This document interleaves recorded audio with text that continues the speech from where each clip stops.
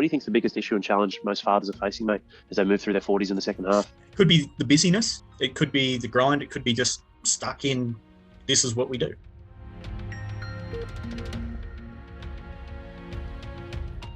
Welcome to another special episode, and it's a special episode because there's one special man here, and it's certainly not me. It's the one and only Mr. Jason Pell. I'd like to say no Jason's Club, just like we said with Amesbury, but not unfortunately, but we've already got a few Jasons in here, mate, so it looks like we can't change the name, but I'll tell you what, if I could, I would, because we've got a stand-up man who's been with us for 2 years now and created some amazing changes and is a real leader inside of the community. And with our community, Jace, what I love most is you don't have to always be the loudest or the biggest extrovert to add the most value. And when you add points where you're checking in with a tribe and diving in, they're always very highly valued, and I love seeing them, watching them and listening to them. But mate, before I end up turning the session into just twisting the ears off it about you, let's get cracking on into your side of the story, mate. Welcome. Thank you for joining us. Yeah, no, thank you for the opportunity, Al. I know there was an opportunity maybe or so months back, and it was, come on in and, if you want the wife to come along, Ed's reached out, and it was, I didn't feel that I'd done the work that I'd needed to at that point. So I was a bit, I don't know. And then when the opportunity came up again, I thought, I'd really built that self-confidence and self-belief through action.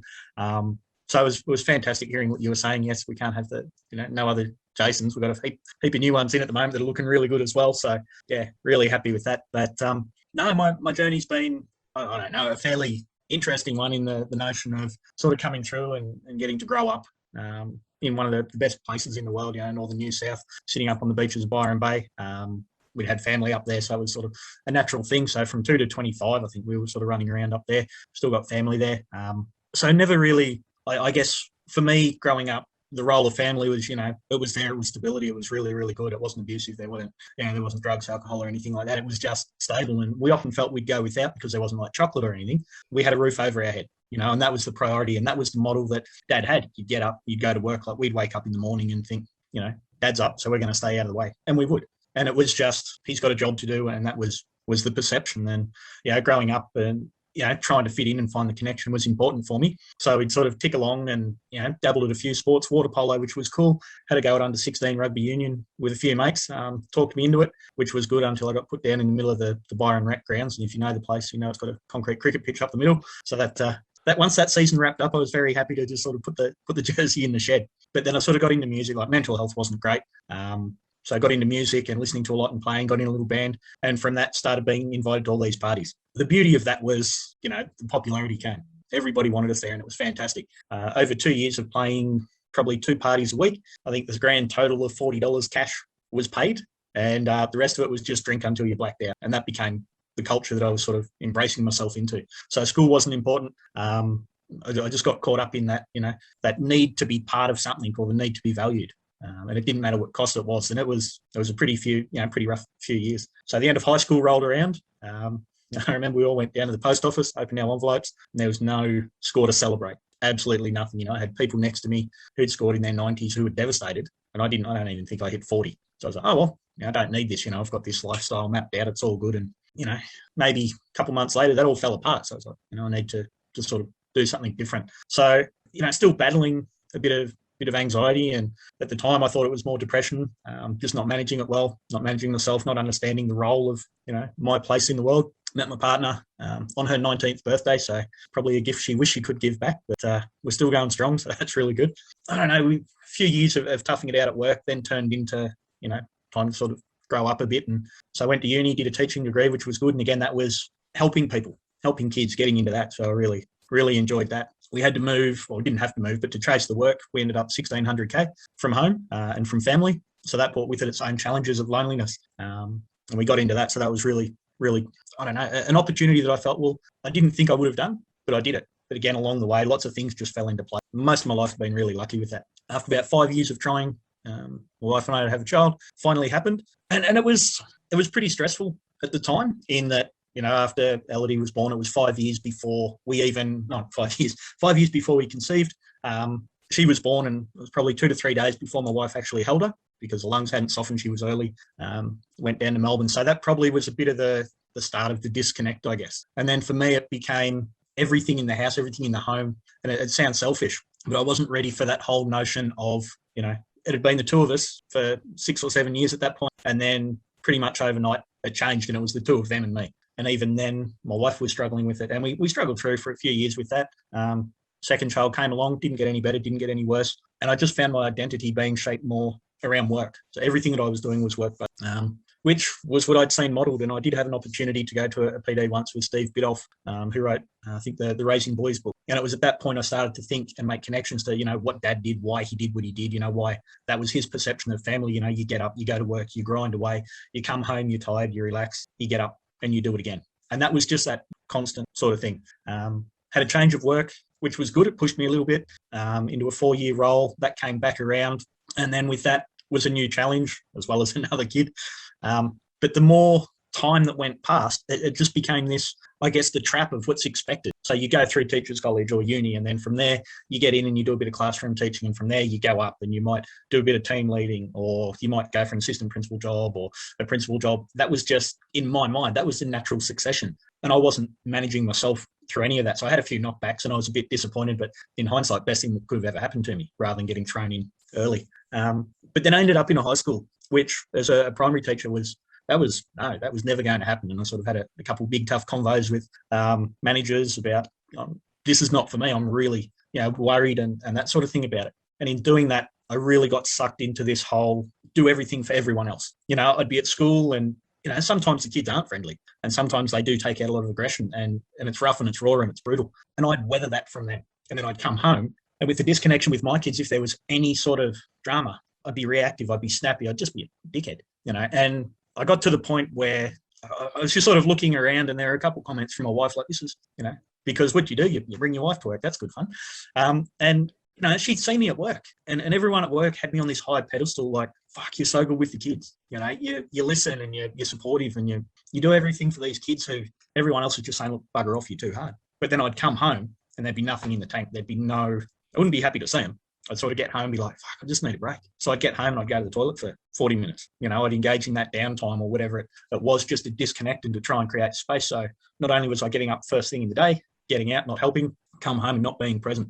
And it was, I don't know, we'd had a couple of big weeks at work and I really started getting to the point, to a lot of people, there's one version of me, but to my family, they don't see it. They don't get that benefit. And I just thought, fuck, this is shit. And so I started Googling, as you do when you're looking for an answer, and nothing really sort of popped up that grabbed me, except this ad, your ad on Facebook that popped up. And that was hard because there was that looking inwards and seeing, and I guess owning where I was at. So in doing that, it was like, okay, let's book it in. And I booked it in and then I had to run down the street for lunch. So I did that and I thought, oh shit, I'm going to be late. So I'm actually flying along the back streets trying to get back to work because I'd set up a room where I was going to be available for the call. And, our chat was really good. It was open. It was raw. It was honest. And I think at the time I don't know, I've sort of reflected on a lot, just really flat. So you were sort of, full of energy and, this is where we could go and, come along for the journey and, build up and connect into this family self and service. And I think from memory, I was like, oh yeah, that sounds good. So I got off the phone and I thought, well, as I'd said to you, it is a big decision. This isn't a 28-day dad bods thing. So I thought I'd talk to the wife and had that chat and she was like, yeah, you need this. I was like, I got the green light for something. And it was, I guess that was probably one of the flags that I needed it. I needed to do something so that the people who meant the most to me, who were getting the least out of me, might get something. So So touch base and the journey began. Yes, mate. What a journey it's been so far. That's it's an incredible opener, really. Jace, appreciate you sharing that, and what an interesting upbringing you had too, mate. I think it's really fascinating. When we're looking at alternative in life, a lot of the times we get emotionally driven towards change because deep down, most of us know if we're maintaining something that isn't wholesome or not working for those that we love and care about the most, if we don't change, then it's not going to be ideal. And deep down, we know that we need to, when it's not wholesome or looking after them as well as yourself. And one of the most interesting things, I guess, is this point you've written, or I've written, that you said here about needing to be valued. Isn't it interesting as men, when we're in the workplace, we usually aim to perform well and exceed others' expectations, whether you run your business, you're an employee, whether you're in the industry of teaching, education, building sites, construction, it doesn't matter. Like, you are there to perform. It's a place of familiarity. So you have a level of, not over others, but self-control and power. Like, you've got control. Like, I know my shit, I can do this. I look at this and I could be wrong, mate, but that whole deeply ingrained seed potentially of needing to be valued is something I really see as a common thread for a lot of men. And maybe a lot of men who didn't quite have the father they felt they needed to have that shoulder to cry on, or have that emotional availability, or have that level of connection that we do need as men. Like, we're not 100% masculine, and this isn't about masculine or feminine. It's just understand that emotions are powerful. Like, they can drive us, they can help us expel a lot of the toxic and shit we let build up inside of us. They can give us a release, they can adjust our chemicals, they can change fucking a lot, man. But when I say that, I'm like, okay, needing to be valued, all right, can perform really well at work. So the value is there and it's being received, because you would have been probably getting accolades like what you said, how you're a different version at work, and people would have really been appreciating, applauding you. Then you come home running out of steam, tired, fatigued, and the family isn't there. It's crazy, isn't it, mate? It's almost like a double whammy. It's like, well, I need to be valued here, but I'm not going to be valued, and I don't have the energy anymore. And two of them and me, that was a powerful statement you said, mate, because I felt that when Corinne had Stella. I just felt distant, alone. Corinne had a cesarean, so it took her a long time to heal, as well as endometriosis and some challenging issues which affected her hormones. Sex drive or not, it was very difficult and challenging to start to connect intimately, which is important for men. And mate, what do? You just try less. It's not like you just bring up this big confrontation. Hey, I need fucking help too. You go to the hospital, and if you put your hand up, you dare put your hand up, the nurses are straight into you. Hey, hang on, what about your wife? She's just given birth. Yeah. Crazy, man. There's like 10 times more support for women than there is for men. Yet through childbirth and all the crazy things, it's just as challenging for us in different ways. Do you see that as a common thing for a lot of fathers and men, mate, that need to be valued but not quite being there? And why do you think that remained the case? Was it there was a lack of communication at home, or what led to, I guess, this bit of possibly what became a bit of an avalanche now, when you're having your kids and whatnot, and you realise that you needed to reach out and change something? Yep. I guess, look, it is in some people, we do see it. My best mate, phenomenal dad, because for him, does everything. If the kid's not sleeping, he's up. He's up, he's elbow deep in, his kids are a bit older now, so it's not so bad, but he was always elbow deep in poo and just everything that comes with kids. But I guess by not actually addressing, by not acknowledging, in the middle of the night when everything is quiet and you're both lying there awake, not rolling over and sort of having that conversation about what are we doing to maintain us, the old Honey and Handsome time. It was a non-event, and then we sort of went through, and the whole thing was, we can't ask people to have a, give us the night off to by babysitting. So, we don't want to inconvenience people. So then the opportunities went. And as you said, you get to the point after a bit where you're like, well, I could suggest something, but the last 10 times it's gone a particular way, where it's like, look, I'm too tired, or, we haven't got the availability, or we haven't got the perceived support around us. So it fell away, and it just became that routine, that grind. It was one more thing. So not having it challenged, I guess, not challenging it and not being able to communicate that at that time, not having that self-awareness. And look, my eldest, she's 19 and a half. So it was a bit of a different time back then. As we kept going back for more and more kids, the hospital staff were good. We actually got to know the kitchen crew fairly well. So, when my wife was in, I'd come around and visit, and there'd be a plate of food there for me with a little bit of extra custard and an ice cream, because they were incredibly friendly out here in the country. But it just became that grind. It's what you do. You get up, you go to work, you come home, then the kids start fighting, and whether it's they're fighting for attention, it didn't matter. It was just, I haven't got the headspace for this. I haven't got the energy, so just I'll go and hide for a while, and that sort of thing. So is it something I'm seeing more good dads out there, but I'm seeing it coming off the back of that communication and those sort of things that as a skill set I didn't have. So this program 20 years ago, when I only just made eligibility criteria of having kids and becoming a dad, would have, I don't know, I think at the time I probably wouldn't have thought, this is something that I need, because I hadn't sort of been through and really got sucked in and not hit rock bottom, but just been really disconnected and not able to sort of make that connection that there's actually two versions of me. I probably would have lied to myself and said, no, it's not that bad, it'll get better. But it's that, it'll get better, but not doing anything to make that change. So it doesn't change. So of course, then it doesn't get better. So. It's crazy, isn't it, mate? And it's not that, like Jason was saying, it's definitely not that all the guys who are on the inside were at rock bottom, per se. We get some who feel that way, of course, and like, okay, we know we can't save you, but let's help you position yourself so you can liberate yourself and take control again. But so we do get, obviously the patterns are very similar, Jason, what we see in communication, big one, totally agree. And also agree with what you're saying around challenging it. And sometimes the challenge is actually just awareness, like I said, rolling over and say, hey, this is really fucking hard, There's no rule book on this, and and then from there it's like, well, we can set some attempts at commitments or game plans towards, okay, there's a deadline, and then we're going to do something, or we must get away, or we must create this, or awareness is it really is that gateway to start opening up the possibilities of what you can do. You need to walk through it, and that's the hard part. It involves more than just you now, doesn't it? When you've got one kid, then two, and then the missus, and then the work, and it's like, when I say it involves more than one, what I probably mean is it involves more than one hat. Or suddenly got like a stack of 12 hats. We should all have like necks like Mr. Olympia's, but the guys don't. The guys don't always come, and they feel like they're at rock bottom. And the ones they're like, it's standards. It's going to be an episode that I do very soon. It's standards, and what is the standard I want, and also what do I want? this is the craziest part, mate. Like most men, they move away from pain. That doesn't mean when we did our consult, when we do consults now, we're just trying to make you feel as shit as possible. But it's those guys, there's something that happens and it's like, I need to get away from this space. Where I am right now, my identity, something needs to change. For some guys, they really fucking push it, man. And they push it to the point of no return. It becomes divorce. It becomes a disconnect with one of their 3 children, 3 of their 4 children. None of their kids know who they are. They're now distant physically. So it's hard to get, like, they walk such a fine line, man. And it's like when you pass that, you know what we do on the inside, Jason. We're not miracle workers in that respects. But you're right. A lot of guys in their 30s will be, definitely in their 20s, but a lot of guys in their 30s will be of that mindset still, like, I've got time. I can turn around. She'll be right. All the while, they're still maintaining that vicious cycle. So they're just embedding that fucking seed of poison even more. They're watering it. They're fertilizing it. They're doing all these things consciously aware of not, to the point where, yeah, all right, we've got a big rotten tree in the backyard now, and there's shit everywhere. And you know, I almost look at it like friction. Like there's a level of friction that builds, and the man's life, you know, he's got a good set of strong hands. All of a sudden, he starts to develop these calluses, and these calluses build, and they build and build. They just get tougher and tougher and tougher. And then the more they pile up and build, the further it gets away from the deep core and the root of the problem or source they need to change. All of a sudden, something will happen. You'll grip and rip, and shit will be torn back there, and there'll be fucking blood everywhere, and then it's just chaos. Like that's a good sort of, I guess, you know, visual that I had today. Just thinking, just creating space about the A to B, the journey of the man, why the man lets it go so long. But again, mate, like, you know as well as I do that there isn't really a system per se right from day dot. You know, like we work with fathers, but is there a system that gets boys right at 16 to start and hit the prime of testosterone release and go, hey man, this is what will happen. This is the process, and it's natural to feel that. Like you said, communication, developing that as a skill set, and so on. But I'm curious, man, what did you Google? Big Red CrossFit. I can tell. You Google well, it was my name interesting. Picture of me getting carried off the field in a St George Dragons jersey. I tore my neck and shit. No, I don't know.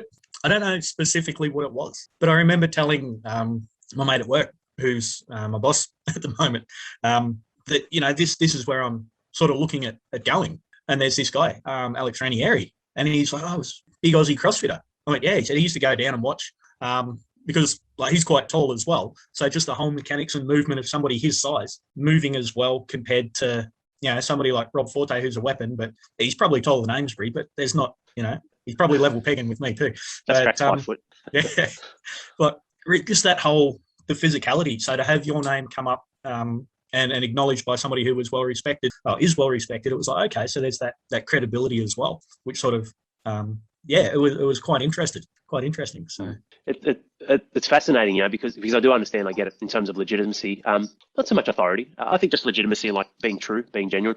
We've got some members on the coast here. I'm on the Central Coast, New South Wales, and half of them, I think, saw it for ages. And then one day they just saw the truck. They just saw the RDM truck down at either the shops or somewhere, or parked out at the front of the office. And that was the kicker. Oh, this guy is real. And, you know, so I totally get that, mate, because we're in a world full of shit and full of people who, whether it's social media or not, you know, it's just manipulation galore and scammers in person, online, definitely online. And so it can be hard. I had someone today actually just send a message, and he tagged the link on him ads. He said, is this legit? And I said, well, fuck, are you legit? You know, like people come down, it's like, is this legit? It's like, well, I'm not going to fucking pussyfoot around. Are you legit? Or are you wasting my time?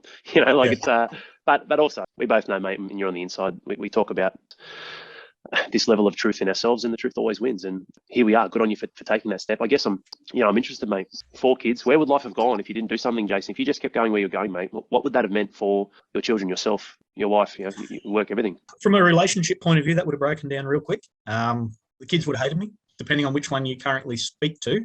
A couple of them don't currently. The eldest son does at the moment. He's really struggling with, you know, being 16, a lot of hormones, a lot of emotions, no idea how to process them. You know, ball of rage, no accountability, feels a high level of shame. So I'm actually keen to have a listen to the new Hugh Van Cuylenberg book that dropped the other day. So, you know, he does Air Force cadets, so we'd sort of go out and I'd put on some of the resilience project stuff just as that gateway for him. So he had that management strategy, but yeah, not going real well at the moment with him. And I was talking to my auntie, and, you know, she's saying that it gets better, and mum and dad tell me that, you know, I got better once I probably moved out and moved 1,600K away. But it's that my eldest daughter, it sort of flowed in and out. The relationship, I think it's pretty good at the moment. Like my wife, I thought it'd be fun to bring her to work as well. So, but she's moved out, so I've got the wife and eldest daughter at work with me at the moment. The youngest daughter, I don't know, a couple of years back, you know, still had that view that, you know, dad's pretty cool. And again, at the moment, like she's got a few sort of very anxious and blows up. And last night had a big yelling fit and told me she hated me.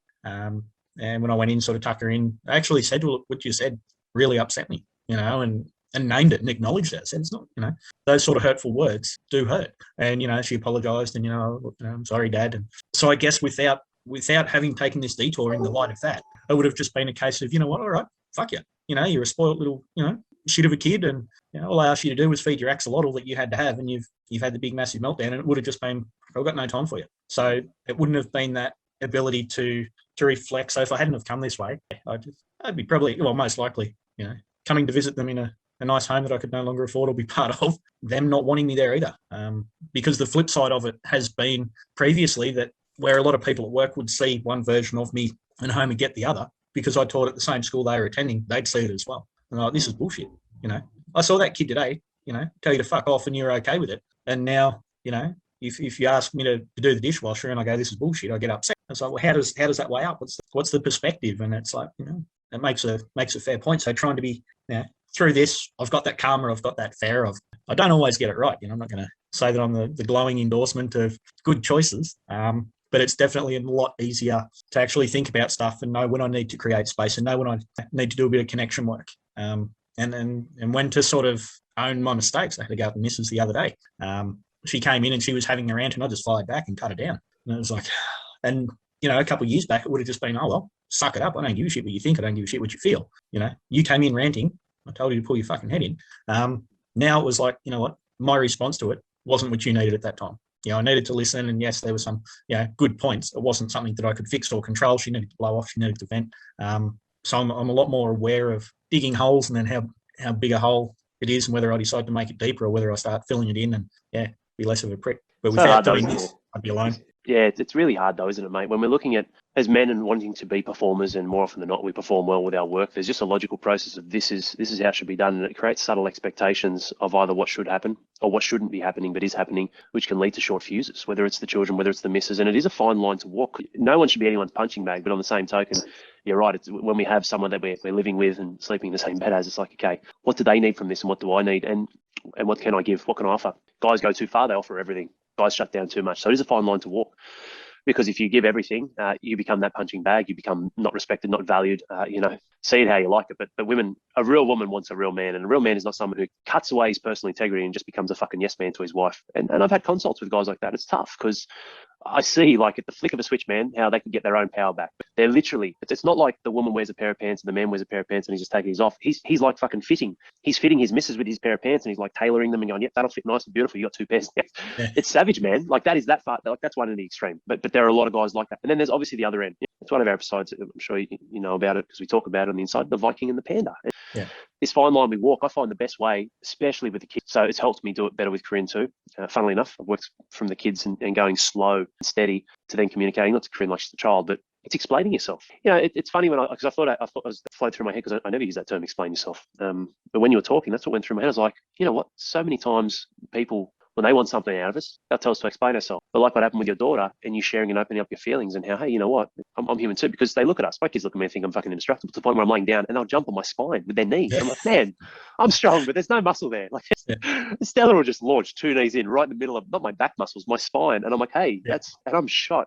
And it's hard not to react, isn't it? At that time, it's just like, I'm like, man, Daddy, I say, Stella, Daddy's strong, but there are still tender spots for everyone, especially, I mean, Lillian's kicked me in the nuts that many fucking times. But Roman once, because he's at the age now when I know it's a bit off track, but he's at the age now where he can reach up and he's grabbed my shorts. One day he was there and he just went, bang, and just with his hand, and he's got a massive grip, he just grabbed my nuts and crushed them in his hands. Like, wow, crazy, man. But you're right, you can't, I mean, with that, you really can't react. But explaining yourself, not when prompted, but when you need to share who you are, how you feel at that point in time, and what's important.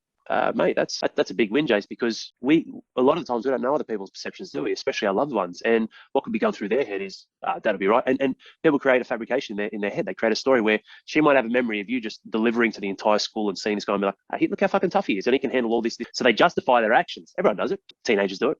Mate, grandparents do it. Old people, they definitely do it.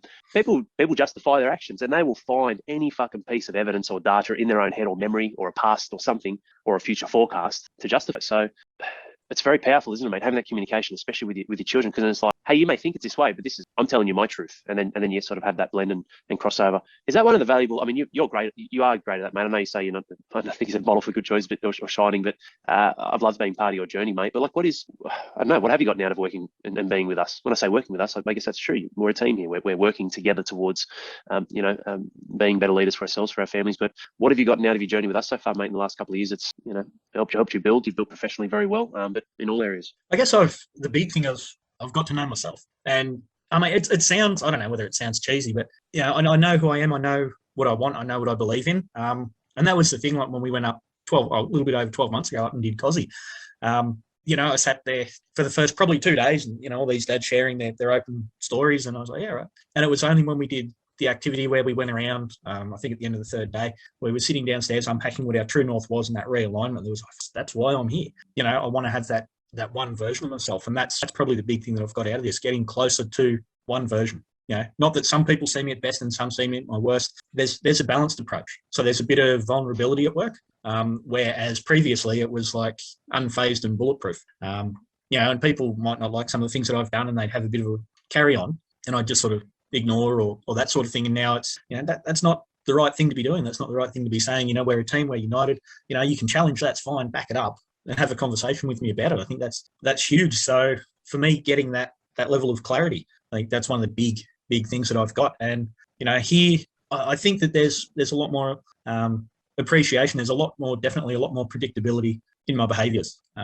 It's very easy to see. And I think one of the things now that my wife's also working in the same sort of space is doing some of the work with her around, I can see how I'd come home from work in her. And it's just that processing stuff and unpacking and debriefing. And for her, creating space is a lot of sedation. It's Netflix, it's series. It's just that exhale, physical exhaustion. So just do something to do that, where I'll be like, cool, you got this. And I'll go for a walk. And that's something that every now and then I'll sort of tap her on the shoulder and say, hey, let's go and do a blocky. And, if she hasn't run off her feet, being 5 foot tall, so she's even shorter than some of those CrossFitters,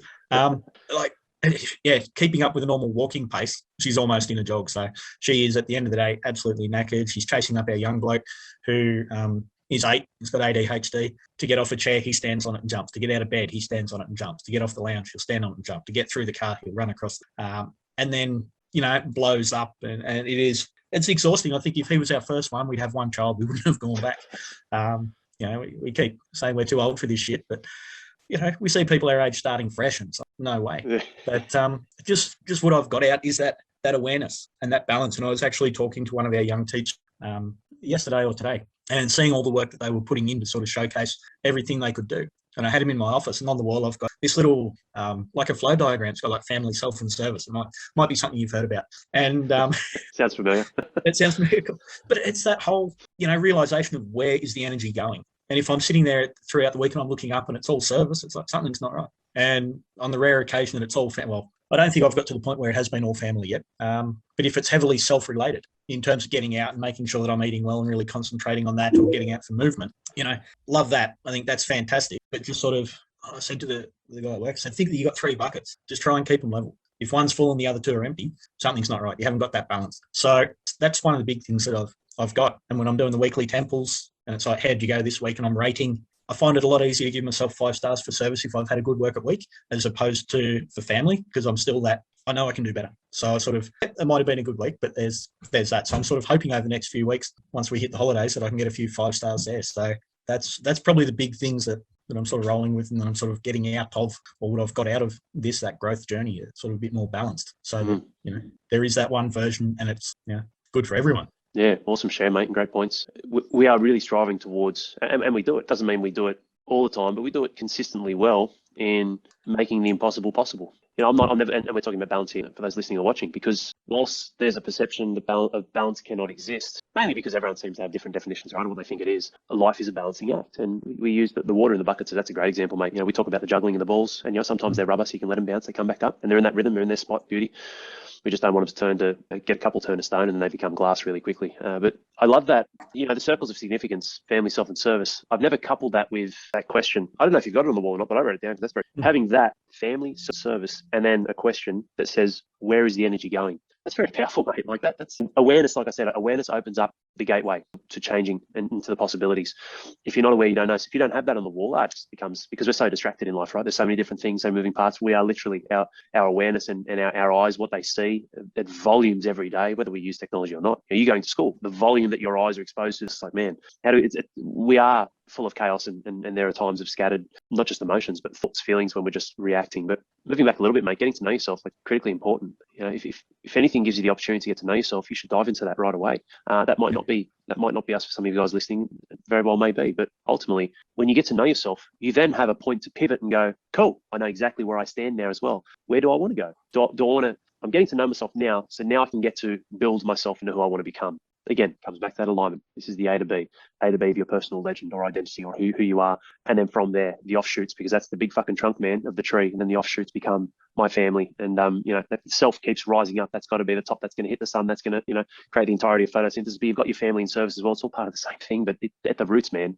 it's you, Jason. Like, you can't deliver 100% into work if you're not delivering into yourself. And you know that. But a lot of guys, they just keep giving. One, maybe they need to be valued. Maybe they're not aware. Maybe they don't challenge things. Maybe they don't communicate. Maybe they just accept. And three, maybe they don't want to get to know themselves. Maybe it is a dismissal of something, which is probably the most important thing ever in valuing and loving and knowing who you are first. Like, we talk about relationships, and the biggest one is your relationship with yourself. Naturally, when I say that, people think straight away the missus, or some might think it's with yourself. It's a really funny word though. You said predictability. I used to hate, and it didn't happen a lot, but probably in school, because I was overweight and got, I guess, triggered because I got bullied for being overweight and picked on in high school. People used to say to me, "You're so predictable." I used to fucking hate that. I used to hate that so much. Whereas now, I really love it, because I can change. We all can. If you have the ability, you can flick a switch and you can change your persona. How I am with you, Jason's probably a little bit different to my grandmother, and my mother and father, and them's different, but to my children's different. But predictability, I love that, because if you're solid in yourself, I think there can be a lot of value there, man. If I'm solid in myself, and people will know, hey, if I do this, I can predict that because of Al's values, who he is, what he stands, this will be his stance and his response, not his reaction, his response. I really like that, because that to me is a word I haven't really used much. Again, this is why I love these episodes, man, because I'm learning. I've got these notes here. I'm like, fuck, there's some good stuff here. We've basically done the Sunday charge up, Jace. I'll just copy and paste this. I'll slide it in. I'll pretend it's live. I'll do a little graphic, so it's got a little live button in the top corner. Yep. We'll tap away. What's that way? That's right. comment below. I love the Sunday chart. It's so good. But this is what it all builds to. Predictability. I want to be that, not to my enemies, although I don't focus on that at all, but to my loved ones, to myself. Then we know where we stand, right? Then there is the foundation of stability that can come from that, because like, okay, this is what Dad stands for. This is his values. So if I do this, this may happen. And of course, it needs to be measurable. Do we want to be predictable in the wrong way? Well, no. Well, that's why the episode that we've done with Ken and Adam about mastery. And as you know, with the Weekly Temple, we measure it. That's a beautiful thing.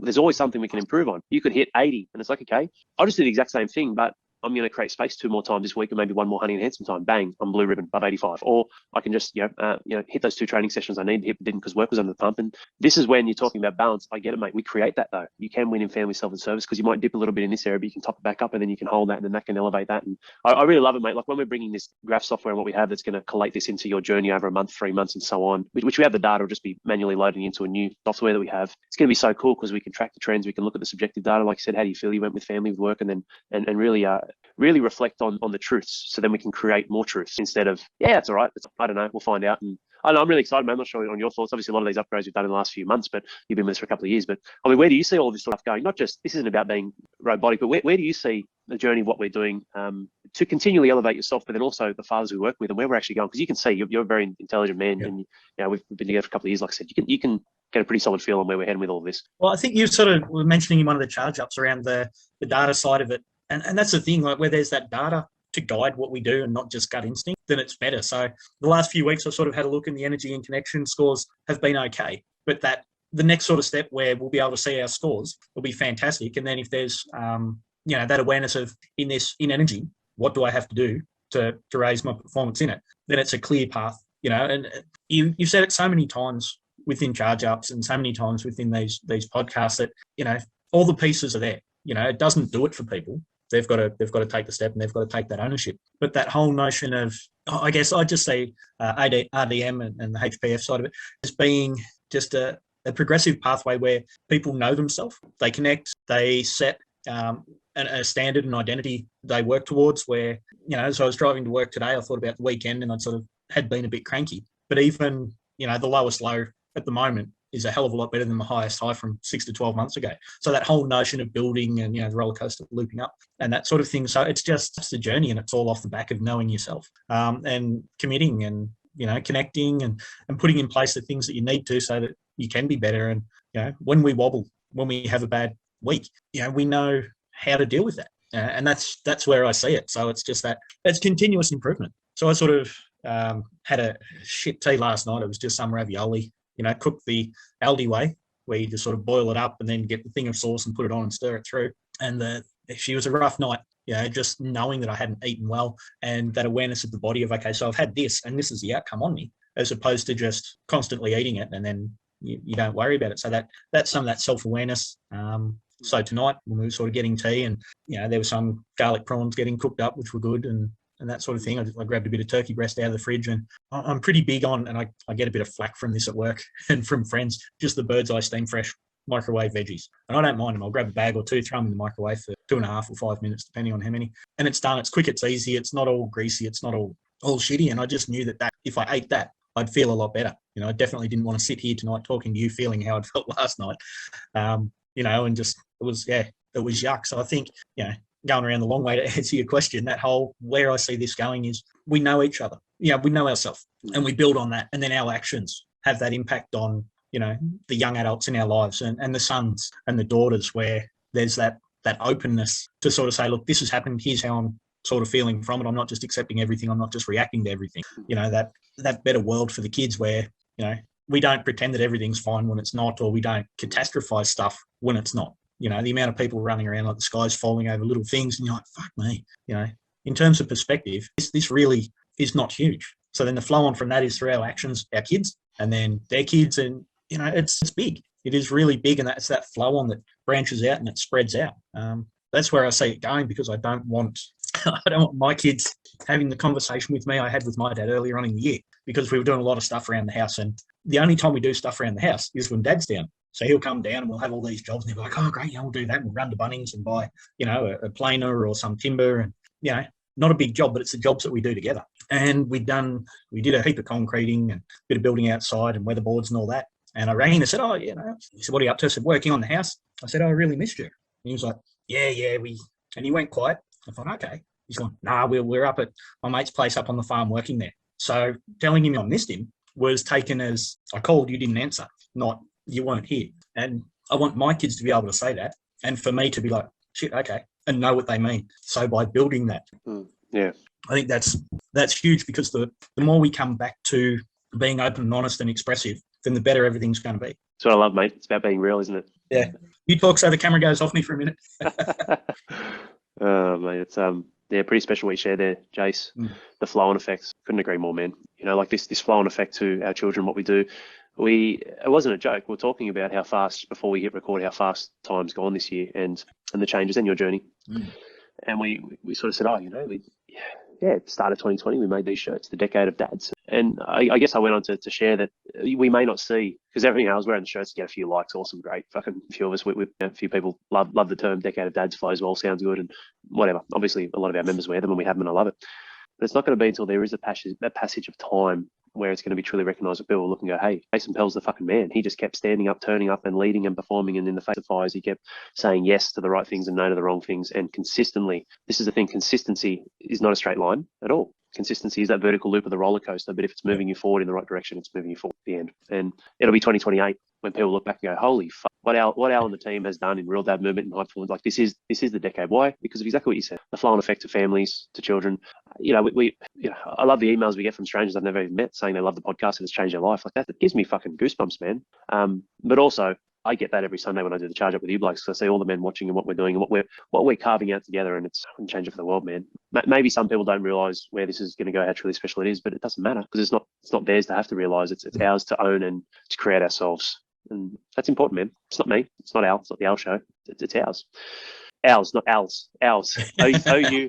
Fuck, I just said that. I'm like, guys who aren't watching this looking at my lips fucking moving. We know what you mean. Yeah. He just said Al's twice. O-U-R-S's. It's O-U-R-S's, not A-L-S's.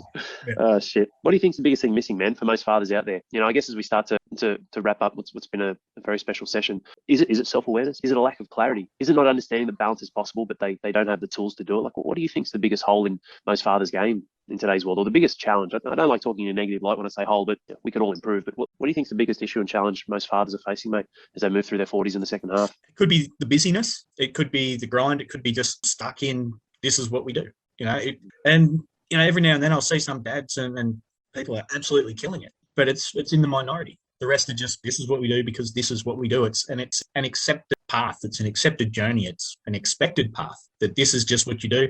And it's almost, I guess, for some, your kids grow up while you're doing everything you can to give them everything they need without, like all the materialistic things and having a house over their head and, giving them the things that they need for recreation, all that sort of thing. And then I'm starting to see a lot of people becoming grandparents and investing so much more in the grandkids because they've now got the time, they've got the energy, they've got the space to actually slow down because they're not just flat bickies with work, and they enjoy the grandkids and not the kids. And, some days my wife and I, we have the conversations around, we'll do a better job with the grandkids. And that's not to say we've written off, the kids and the 8-year-old's just going to be on the back burner until he's provided us a grandchild and then he'll become useful again. But it's that shift. And, I think that's what's missing. I think the whole reflect and have a look and how you're actually going. I think we've got this toxicity where, there was a little dude little guy up at Cozzy, little firefighter bloke, good hair, cheeky little grin, who when we were leaving made the comment, he was, as we all were, very emotional. He's like, oh, look, I'm crying like a bitch. It's like, no, mate, you're crying like a man. So that's the ability or the permission to be emotive, I think, is hard. And I still see, every now and then on Facebook when I'm on, people will post something that's a bit deep or they're sort of putting stuff out. And other people, like 40-year-olds, just going, gay. And you're like, fuck me, somebody's actually opened up and just trying to, whether it is just the beauty of a sunset or whether it's something that they're proud of or something that they've done, but they show emotion and they get cut down by somebody who probably isn't necessarily doing it to be hurtful, but it's just that whole, it's awkward. So to break the awkwardness around what's happening, I'm going to make a comment. And you did touch on this on Sunday Charge Up about that self-deprecating stuff. So if I get in first and sort of shoot something down, then it can't come back at me. I think that's what's missing, the ability for vulnerability in itself. That's missing. Yeah, I agree, mate. This is why environment's so important. Because when you surround yourself with those guys who either laugh or call it out for humour or try and create humour from it and whatnot, it's it's disheartening. It's disappointing. It's disappointing to see as well, Jace, that that's still very prevalent. I mean, there's a couple of very large Facebook groups where they're not just fathers. There's a lot of men in there, and I can't remember what they're called. I left them fucking years ago, but yeah, some bloke would be pouring his heart out or trying to set goals or achieve goals and he'd be sharing that and just get absolutely slaughtered, man. And I'd be like, what the fuck's wrong with these blokes? The world's tough enough as it is. We don't need to be bashing each other up. One of my ads has had over 1 million views. Like, I don't take the comments there personally. They don't know who I am or what we do. Why would I? It's a sad reflection of their internal horrors and reality. But when people project that, like saying gay and whatnot, it's because a bloke or someone's sharing their feelings, it really is the problem. And I guess having that vulnerability gives you the ability, in the right environment, gives you the ability to just stand up and actually express where you are. Sometimes shed the skin of the old because you haven't had that chance and you kept that, like toxic or poison, you've kept that bottle up inside you for so long. And it's not an act of weakness or it's not something that deprives you from being a man. I like what you said there, like cry like a man. Absolutely. Because real men do and should. I guarantee you, mate, so many of the men of the old guard, they fucking fell apart behind closed doors when no one was watching. But no one saw them, right? So I was okay. So it's all right. It didn't happen. What do you think they were experiencing all because of this front? And look, I don't use this very much, and it's not, maybe people take this as a judgment. Maybe they won't. I'm not sure, but I don't swear incredibly heavily with certain words all the time. But if you're a man, I know it wouldn't be men listening to this, but the men listening to this need to know that I support them, because men listening to this will have levels of emotion, and they will, whether they can't give themselves permission, have permission from what you just shared, Jason, or from what I share, what we can share, and tell them, it's okay, man. Like, it's okay to go through the tough points. It's okay to cry, to be emotional. And those men out there who shoot that down or castrate or bag it out, I will say it, if you're a man who does that, you are a fucking weak cunt. And take that from someone who's 6'4" and wants to rip people's heads off back in the day. And I've worked with many guys bigger than me and stronger than me in the past, and fathers of the same stature, who can be just as emotionally driven as you and I in this episode, Jason, in the right way, in the right light. But you're a fucking weak cunt if you go out there and you push that shit on other people because of your own fucking bullshit and pulling yourself down. I'm getting very warm. I can feel my face. So not really. No, it's good. But it is. And it's that, the toxicity around it that holds a lot of people back. But whereas within the tribe, when you open up and share stuff, your email blows up with support, which is huge. And that's what's missing, So in the real world, but within the tribe, I went on and had a big share maybe a month and a half ago, and it was huge, and it was raw, and it was uncomfortable, and it was owning a behaviour, and the amount of dads who reached out and said, mate, we've been there. And the amount of dads who have gone, have a look at this resource, or the amount of dads who are still checking in is like huge. It's fantastic. And, like sometimes I'm like, oh shit, I'll see the message. And then because it all comes through on the watch, I'll be like working through and I'll see a message from one of the dads, good job, just checking in. How you going with that? I'm having a bit of a similar problem at the moment. All good. But, thanks for being on top of it, sort of thing. And then I'll sort of put the phone down and keep working away. And then remember, shit, I haven't actually replied. So it's like, get up and make the effort to acknowledge and respond. And